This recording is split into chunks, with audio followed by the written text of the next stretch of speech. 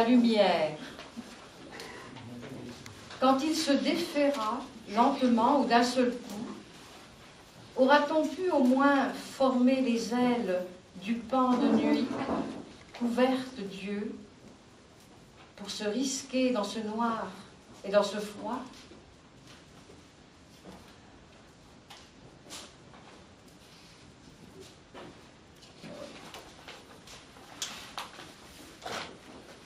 N'y aurait-il que cette voie en partance vers notre préhistoire à travers routes et des routes? N'y aurait-il que cette goutte sur la pierre, inlassable, obstinée, creusant son désir millénaire? N'y aurait-il que ces chemins inextinguibles, longeant jusqu'à épuisement la frontière de ce qui n'est plus nous?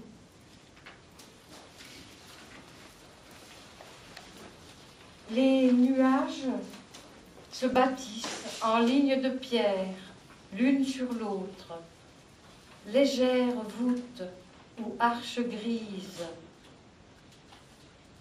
Nous pouvons porter peu de choses, à peine une couronne de papier doré. À la première épine, nous crions à l'aide et nous tremblons.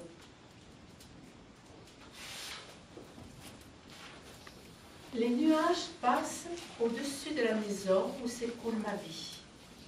Les noirs foncent en grognant au-dessus de la terre. Les lumineux filent et disparaissent comme s'ils n'existaient pas. Je m'enracine dans la vie de plus en plus, en profondeur et en largeur. Être éphémère, je suis des yeux les nuages, et de plus en plus fortement, j'aime cette terre que foulent les pieds des eaux.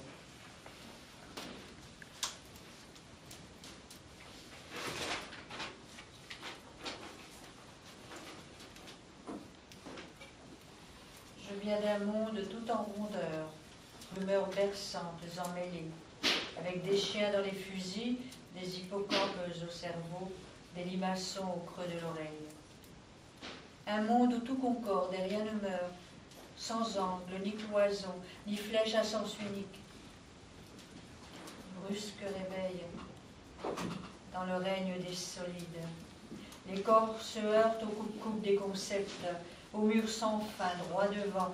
Pour respirer, je dois porter un masque, des œillères pour ne pas voir les morts, des gants pour ne blesser personne. L'éternité ne fut jamais perdue. Ce qui nous a manqué fut plutôt de savoir la traduire en journée, en ciel, en paysage, en paroles pour d'autres, en gestes vérifiables. Mais la garde pour nous n'était pas difficile, et les moments étaient présents où nous paraissait clair que nous étions l'éternité. Mes ancêtres se lièrent d'amitié avec ces horizons et conquirent l'intimité de la pampa et annexèrent à leur pratique la terre, le feu, l'air, l'eau. Ils furent soldats et fermiers. Leur cœur avait les matins pour pâture, et l'horizon, comme un bourdon de guitare, sonna au cœur de leur austère journée. Leur journée était claire comme une rivière. Fraîche était leur soirée comme l'eau cachée de la citerne. Et les 4 saisons tout au long de leur vie furent les 4 vers d'une vieille copla. Leurs convois de charrettes ou de chevaux déchiffrèrent de lointaines fumées. Et la lueur les réjouit, dont le veilleur anime le réverbère. L'un lutta contre les Espagnols, et l'autre au Paraguay fatigua son épée. Tous, ils connurent l'étreinte du monde, et le combat fut une femme docile à leur amour. Haute était leur journée, faite de ciel et de plaine. Sage science de terroir que la leur, celle du cavalier ferme sur sa monture.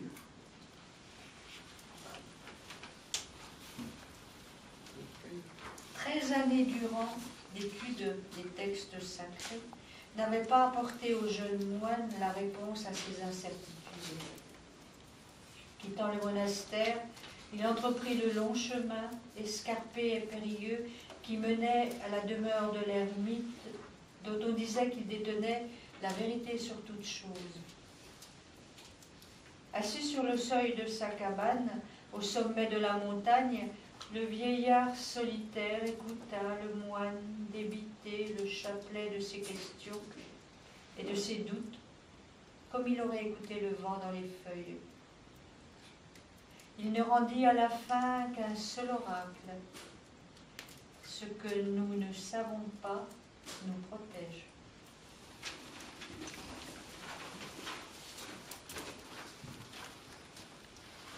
Arrête, arrête-toi. J'ai cru voir une ombre sur la rive. Quelqu'un nous regardait. Non, ce n'était que le vent. Tu as eu peur. Il fait trop gris cet après-midi.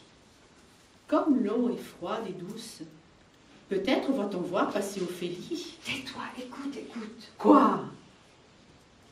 Non, rien, j'ai cru entendre. Vois, c'était seulement les oiseaux. Les saules ont l'air bizarres, non? Ces feuillages décoiffés, ces têtes. Et si le roi des eaux ne s'y cachait? Qu'as-tu donc? Tu rêves. Ce sont des arbres, des amis. Nul roi ni grimace. Personne parmi les gens, ni naïade, ni faune. C'est plus terrible, mais n'est-ce pas plus beau ainsi? C'est comme les sous-bois avec leur silence, leur pénombre. Tu n'y angoisses que toi-même. Pour toi la fausse mort de l'hiver, le soleil sur les feuilles. Mais quand la nuit tombe... Aujourd'hui, le ciel est couvert, il pèse. Mais rappelle-toi l'autre soir, la paix du crépuscule sur la Loire, l'île au miroir du fleuve, les meules, la maison entre les arbres, avec ces toits qui faisaient signe. Un autre rêve encore, une image qui ne cesse de se défaire. Et de se recomposer. Que je voudrais te croire. C'est comme un autre monde, ne vois-tu pas? Si froid, si lointain, des verts, des violets, l'eau presque noire. Tu oublies l'eau qui coule, qui glisse entre les prés, qui passe son rythme de mer devant une petite fille. L'eau qui garde le monde dans un verre, et tous ses fruits, ses fleurs, l'immense table des champs, ces collines à Cagnes, acquises à la vigne, tout ce travail dans la lumière. Tes paysans vont mourir. C'est un monde en ruine, comme ce vieux château dans l'ombre au-dessus de la Seine. N'es-tu pas avec moi dans la tour au soleil? Regarde, regarde, ce tourbillon de poussière sur la route.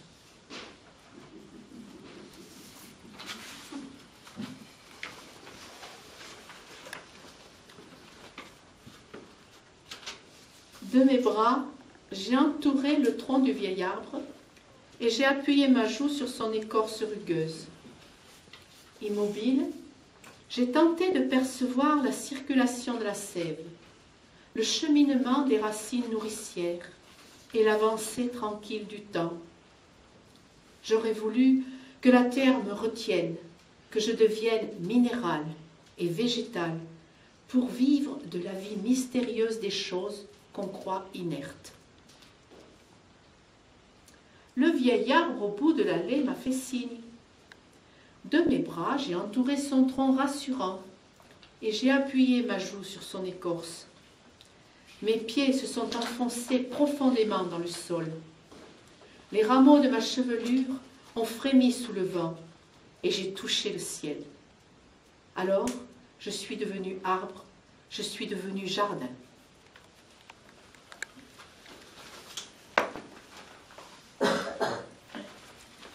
Dans la forêt des Sargasses, les algues de l'air agitées par un vent venu de nulle part semblent vouloir nous avertir qu'un danger nous menace.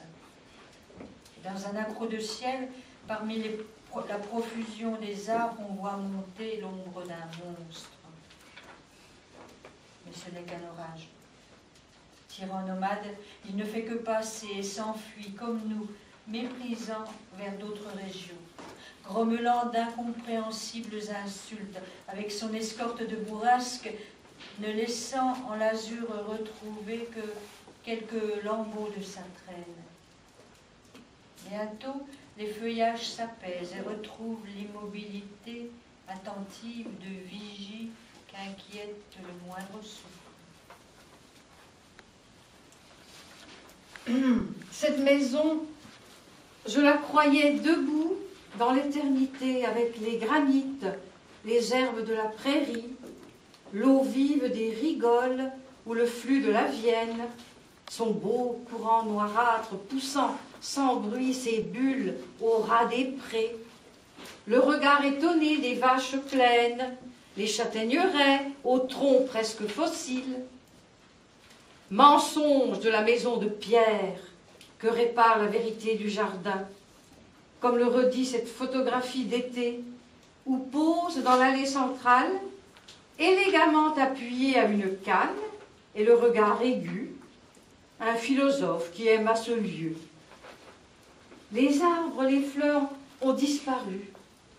Le temps y a perdu l'ombre profonde des premières fois. Une voix blanche me souffle. Tu n'es pas vraiment tombé du jardin, comme sort du ventre le veau dans son sac bleuté qui se déchire. Tu dors d'un sommeil de deuil. Quand te relèveras-tu? Quand te relèveras-tu?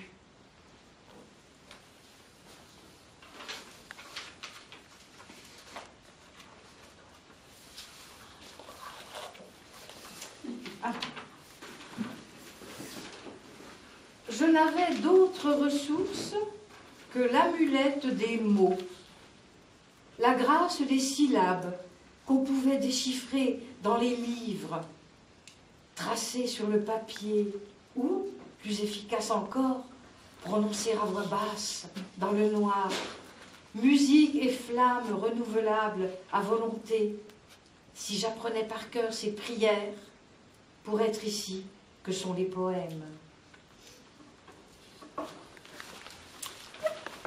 Les choses que j'ai à dire sont écrites dans le livre de toutes les mémoires. Chacun de nous, nous sommes une page du grand livre. Laissez-moi lire la page que vous êtes. J'ai beaucoup de choses à vous dire, mais à mi-voix, dans le no man's land, dans la lande déserte où naissent les murmures, tout est écrit au fond de nous. Les rencontres et les séparances, les nuages et les temps doux, tout est écrit.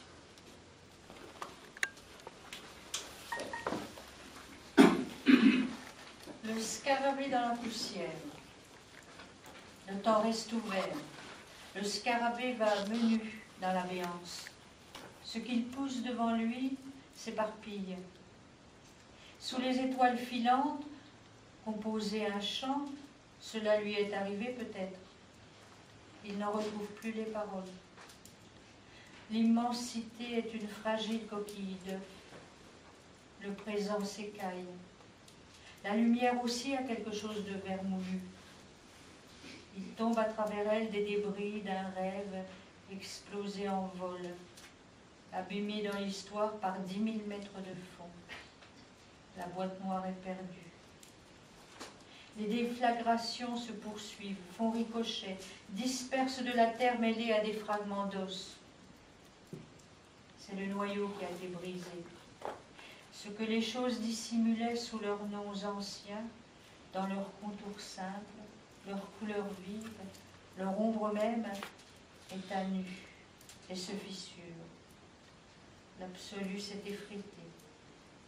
Aucune quête n'y peut rien changer. La guerre, encens et icônes, les éperons jacassent. Mais je n'ai rien à faire, ni du tsar, ni des querelles des peuples. Comme sur une corde fêlée, je danse, petit danseur. Je suis l'ombre d'une ombre. Je suis lunaire, de 2 sombres lunes.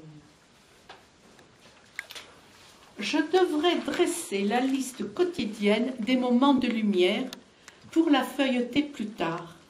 Un après-midi de grisaille et d'ennui où la vie semble se ralentir pour toujours. Toujours, plus jamais, mot définitif de la colère ou de l'amour, dont le temps se moque. Sa besace pleine de « à nouveau » et « encore ». Chaque fois a pourtant une saveur unique, incomparable, d'espoir et de délice. Et la force de certains instants est telle que nous nous croyons immortels.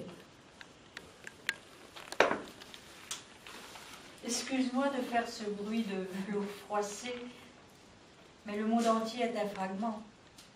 Le monde ne peut se rétracter sous peine d'être tu, complètement tu, devenir immobile. Le monde et ma robe avec absorbent le volume des choses qui ressemblent à poussière. Mon corps charrie ce que je suis, avec tant d'autres nuits levées. D'où je viens, le temps écrase et déchire au ciseau par le ventre. Je suis fils ou fille, langue tierce, inouïe. D'où je viens, je suis vivant, toujours plus vivant. D'où je viens, chaque heure est vécue, reconduite.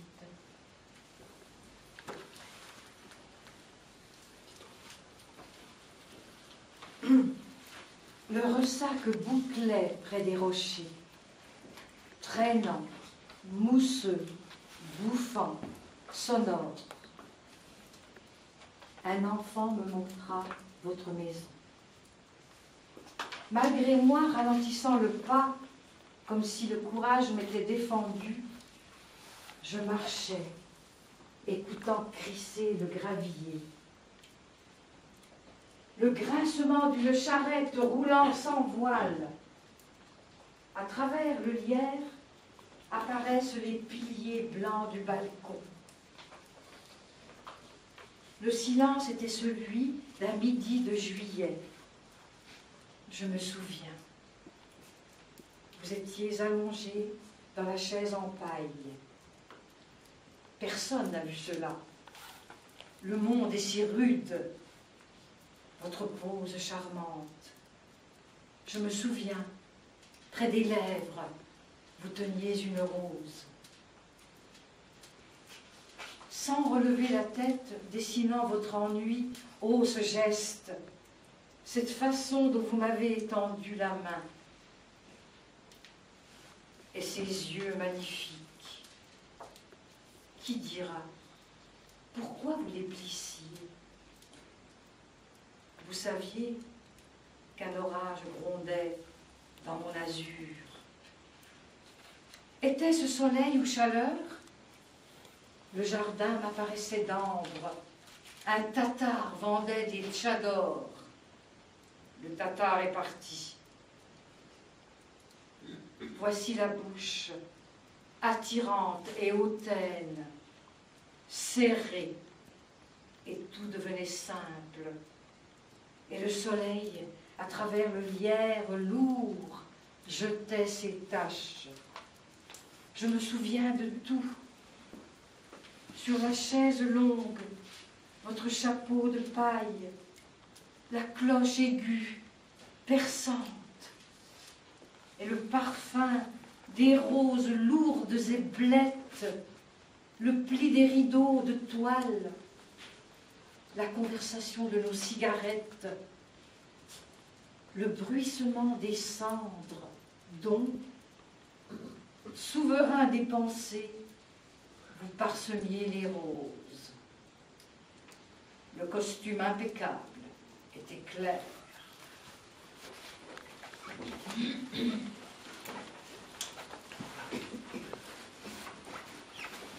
Je suis la reine de la plage.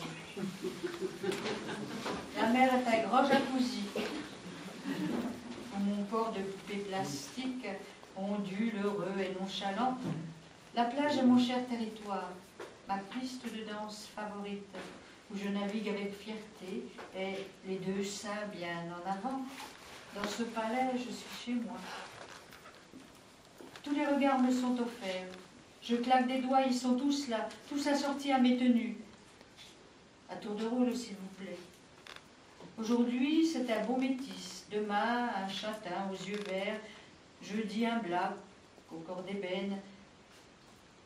Oui, mon esprit résonne vide. Les livres font mal à mon neurone. Je n'ai que faire de la culture, puisque mes fesses se chargent de tout. Elles sont rondes et lumineuses. Plus que de lunes bien remplies, elles font tourner si fort les têtes. Elles font bien la conversation. Je suis la reine de la plage. Je me gausse avec mes copines, on cause chiffon. Voici, gala. Où on se crève le chignon, mais on se console aussitôt. On s'éclabousse à coups de vagues, on se prélasse, bien en terrasse, en faisant l'œil doux aux garçons. Je suis la reine de la plage. Je me suis pris un gros râteau par un ténébreux à lunettes qui m'a remballé illico, comme une greluche de pacotille, incapable d'aligner 3 mots. Un peu vexée, j'accuse le coup. Et puis je tourne les talons, en tortillant mon popotin. Je suis la reine de la plage. Très vite, un bel étalon m'entraîne à faire du pédalo. Ce soir, il m'invite au chinois, et sans doute aussi dans son lit. Le lendemain, je me dépêche pour rejoindre la bande des potiches. Je m'étourdis toujours dans l'eau, et dans mon tout nouveau maillot, je grille ma peau à même le sable. Je suis la reine de la plage. J'ai mis mon bob en maille de paille, celui qui fait un peu bardeau, et qui s'envole d'un coup de vent. J'avance sur mon terrain de chasse, la fesse ferme et retroussée. Dans ce château, je suis chez moi. Même si c'est un château de paille, je suis la reine de la plage.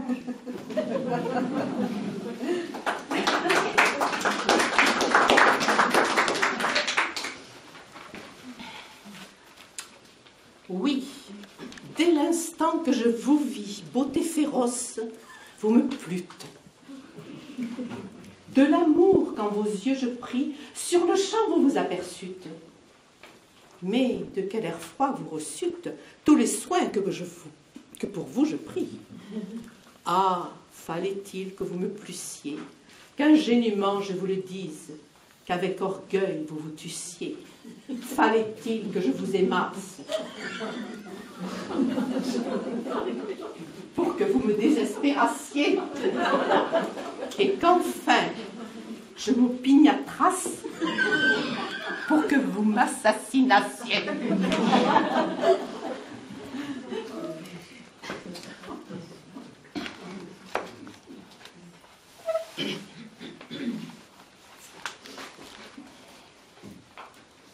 Tu dis, tu comptes, bas, bibeau, les bulles bougent au bout des lèvres. Dans l'une, c'est le monde qui flotte, bibelot, barbe, balle, babile. Dans une autre, il n'y a que le ciel, la ville, l'éclair bleu d'une bille qui roule entre les cils, la dernière. C'est l'espace, le corps de l'enfance est brusque d'explosion des couleurs.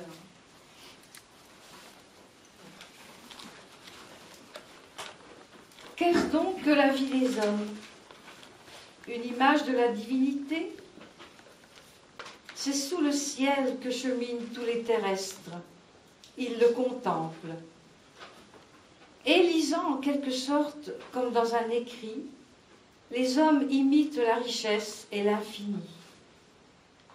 Le simple ciel nu est-il donc riche?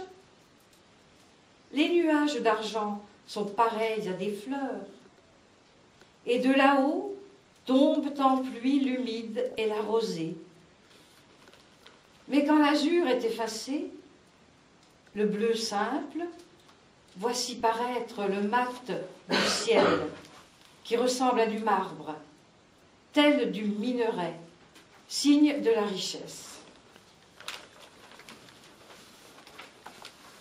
Si je restais couché, sans bouger sur le sable, sentirais-je mieux la pulsation du temps dans les rayons qui me réchauffent?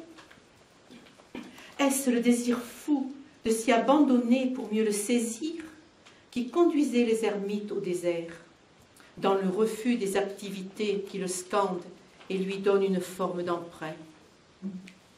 Si je laissais mon esprit se vider et ma respiration se ralentir. Pourrais-je le capter dans le battement d'ailes du papillon, dans la poussière qui flotte sur la lumière, ou dans la chute d'un pétale?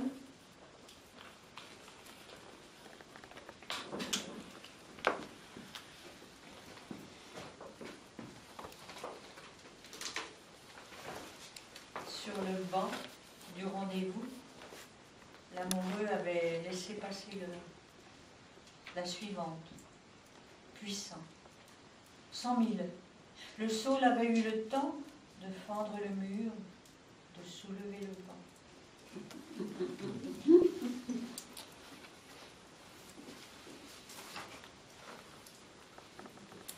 Douleur sur moi. Où vais-je prendre, quand il est l'hiver, les fleurs, et où les rayons de soleil et les ombres de la terre? Les murs se tiennent, muets et froids, dans l'hiver, et dans le vent, les girouettes cliquettent.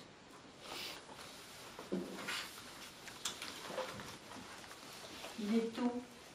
La brume est encore couchée sur le ventre du fleuve. Je cours sur le chemin, je cours. Convoi de détritus flottants, que le fleuve aveugle charrie, puis dépose dans les hautes herbes. Bouteilles vides, bidons, d'huile, baskets, canettes rouges et sacs plastiques, Auchan, Carrefour, Leclerc, Géant, légumes avariés, boîtes métal. Tiens, une poule d'eau vivante. Chat crevé, au ventre gonflé, branchage, gobelet, emballage, comme des virgules aléatoires plantées dans la phrase du fleuve. Le fleuve va allant. Derrière lui, les derniers lambeaux de brume. Je cours encore un peu, je cours.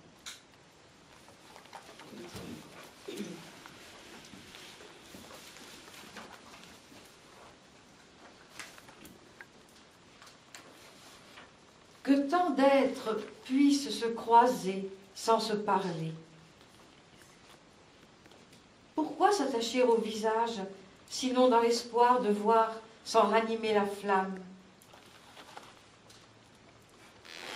À Cardinal Lemoine, un pari des gueux survit. L'un d'eux, le visage en sang, cherche lentement un peu d'argent dans ses habits. Il tire et tire encore chaque jambe de ses pantalons. Il inspecte les marches où il se tient debout. Il se secoue d'avant en arrière. Précédé de son roulement qui va crescendo, de son reflet lumineux au mur du tunnel, la rame va entrer dans la station. Mais non, voici qu'elle s'immobilise un instant, repart et s'arrête pour de bon. Petit train d'enfance soudain, avec sa locomotive chaude à l'odeur d'électricité. Accompagnez ce qui est, comme la jeune femme qui dessinait et peignait à l'eau un oranger au jardin du Luxembourg.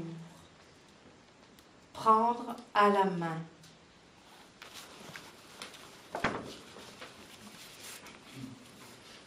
Quand vous serez au milieu de la grande vie paysanne, au milieu d'un champ dans les loins, ou au cœur d'une forêt en automne, vous comprendrez qu'il y a loin de vous au cœur du monde, qu'il y a loin de votre coupe aux lèvres de l'Éternel.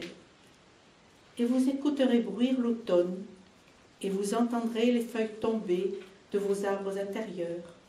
Vous entendrez la voix de la terre, et le présent vous sautera aux yeux comme un écureuil qui plonge sur l'arbre de la vie. Croyez en extase des nuages qui traversent les grands horizons, au petit vent du soir au cœur de l'été chaud. Croyez en la douceur d'une amitié ou d'un amour, à la main qui serre votre main, car demain, mais n'y pensez pas. Demain éclateront peut-être les nuages, et l'orage emportera vos amours. Tenez-les serrés. Ne vous endormez pas sur un reproche non formulé. Endormez-vous réconciliés. Vivez le peu que vous vivez dans la clarté.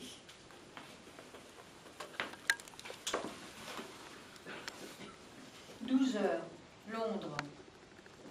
Dans l'air de la ville, j'ai vu cet homme, Athéna, à découvert, sa misère cachée dans rien. Peut-être avec mes yeux, peut-être avec ma peau, peut-être avec les rêves de mon enfance. Je ne sais pas comment, mais je l'ai vu, nu, délabré, cassé derrière les cris de sa demande. Pour vivre et pour manger.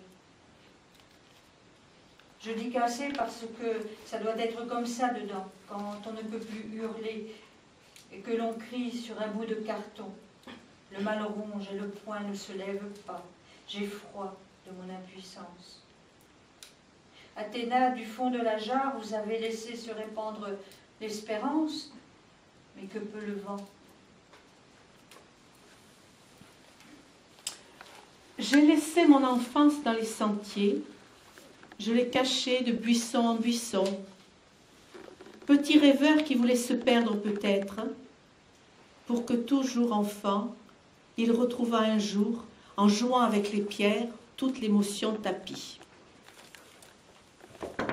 Parmi de multiples occupations d'une extrême urgence, j'ai oublié qu'il faut aussi mourir. Inconscient que j'étais, j'ai négligé cette tâche où je l'accomplissais superficiellement. Dès demain, tout va changer.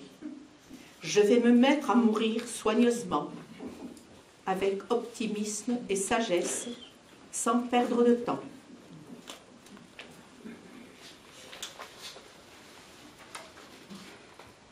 Où es-tu, Rimbaud, rappeur magnifique, chasseur de scalpes venu trafiquer d'inconnus?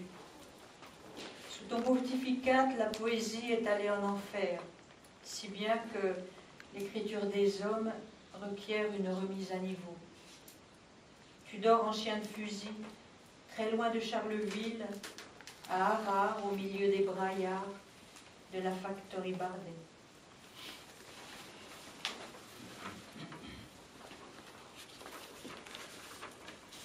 L'eau qui affleure entre les saules invente un abîme d'étoiles. L'espace à y rêver, je le déploie et il m'obsède. Mon songe crée ce vide où il s'aggrave. Ma profondeur me montre en moi mon défaut, mais je suis sa borne en elle. Nous nous sommes étrangers, corps à corps. Par ma vie, je suis vivant, mais où vas-tu, ma vie? De moi naît donc ce siècle qui ne peut atteindre, qui ne veut étreindre que mon absence. Mon baiser sur le front du pauvre, mes étoiles pour la nuit du pauvre, jusqu'à ma ruine sans doute, et que je doive mendier. Ô mouvement du songe, ô grand ange amant de la mort, langage ta passion d'émigrer. Mais il était effrayant d'être unique.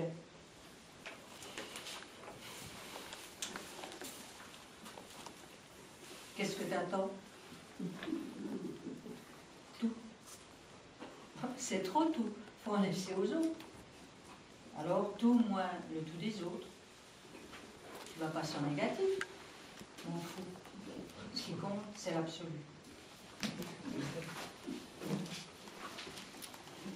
Les femmes sont les premières maisons des hommes et des femmes.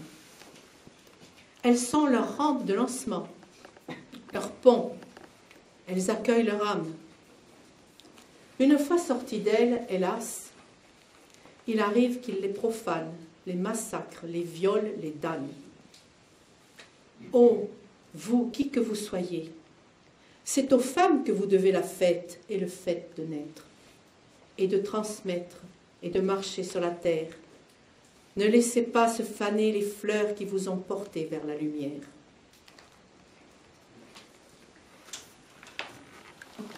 Norman Gilby ne pense pas grand bien de la poésie. La poésie, c'est une sacrée vache à merde quand même. Tu lui dis un truc, Elle veut pas. Elle veut pas dire ça. Elle dit, moi je dis autre chose. Et elle dit, ou quoi dire, elle s'étale, elle dit, vous m'avez vu? C'est de la poésie. Je fais des petits pas, menus et hop, d'un seul coup des plus grands, des plus longs. C'est ça la poésie qu'elle dit. Tu as beau lui prendre la tête pour la cogner contre la tienne, rien à faire, n'en fait qu'à la sienne de tête. La sale bête. Je sais bien, mon Dieu, que personne ou presque ne lit mes poèmes. Je les écris pour toi, qui les regarde avec le même sérieux, la même joie peut-être qu'une mère qui reçoit de son enfant pour sa fête un cadeau fait par lui à l'école de la vie, en pot de yaourt, en nouilles ou en bois d'allumettes.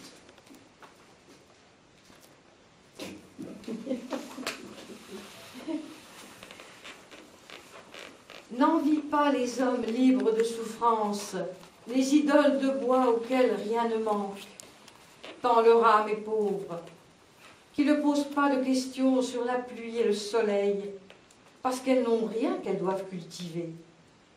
Certes, il est tout à fait facile d'être heureux, d'être tranquille, avec un cœur sans profondeur et un esprit borné. On peut bien vous en accorder la faveur. Qui donc irait se fâcher que la cible de planche ne gémisse pas de douleur quand la flèche s'y fiche, ou que le pot creux rende un son si mat quand on le jette sur le mur? Simplement, braves gens, il faut vous y faire.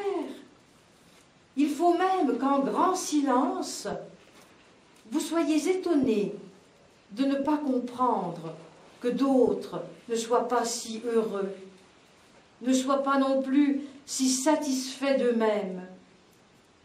Vous devriez même vous garder de faire de votre sagesse une loi, car ce serait la fin du monde si l'on vous obéissait.